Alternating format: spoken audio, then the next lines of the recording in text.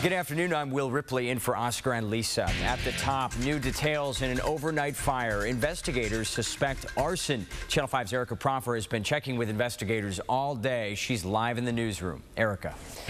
New tonight, a Brownsville woman on her way home from work says a speeding car crashed into her. The impact of the crash causing her vehicle to flip over onto its side, sending her passenger to the hospital. A Cameron County man could spend up to 20 years in prison. He's accused of having sex with an underage girl.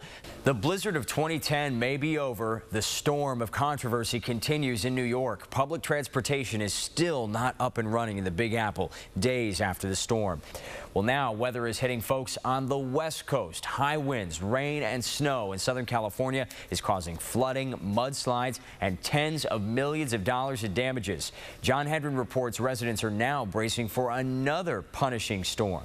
Well, right now, rescue crews in Michigan are searching for two people trapped in the rubble of a furniture store. An explosion this morning destroyed that building near Detroit. Well, most of the skiers who were injured when that lift cable snapped, dropping them several stories to the ground, well, tonight they're out of the hospital. Officials at Maine's Sugarloaf Resort are blaming Mother Nature for the accident. ABC's TJ Winnick has the latest. Well, you might want to throw out those holiday leftovers if they're still in your fridge. Foods that you left on your table, countertop, or stove for hours could actually be toxic. Will? Thanks, Alan. Thank you for joining us on Channel 5 News at 5. World News is next. We'll see you back here on Channel 5 News at 6. Take care.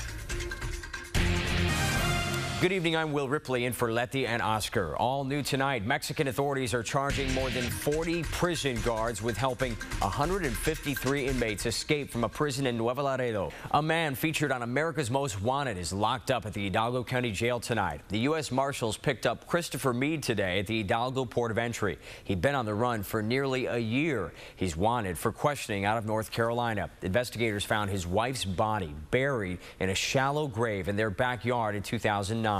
The autopsy showed she died from blunt force trauma. Police believe the woman's 4-year-old son was nearby when it happened. Investigators say Meade used his wife's credit cards before heading into Mexico.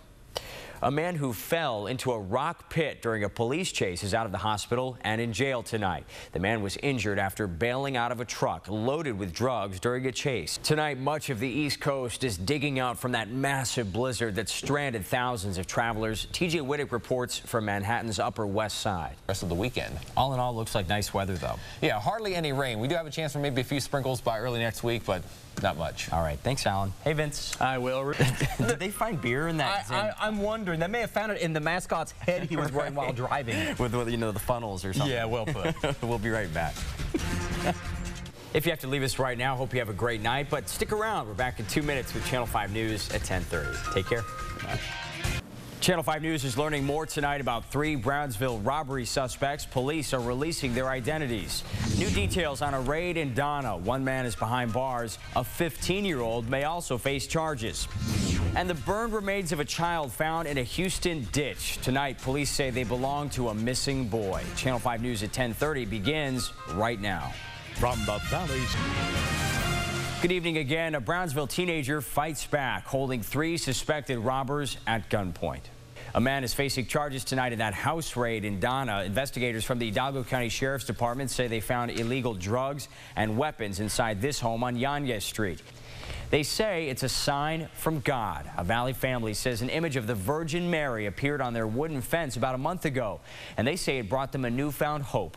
This story will make you cringe. A couple in Indiana behind bars tonight. They were accused of pulling a 3-year-old's teeth out with pliers. Well, if you use snail mail, searching for 1 and 2 cent postage stamps will soon be a thing of the past. Beginning in January, all new stamps for once first-class mail will now be marked as forever.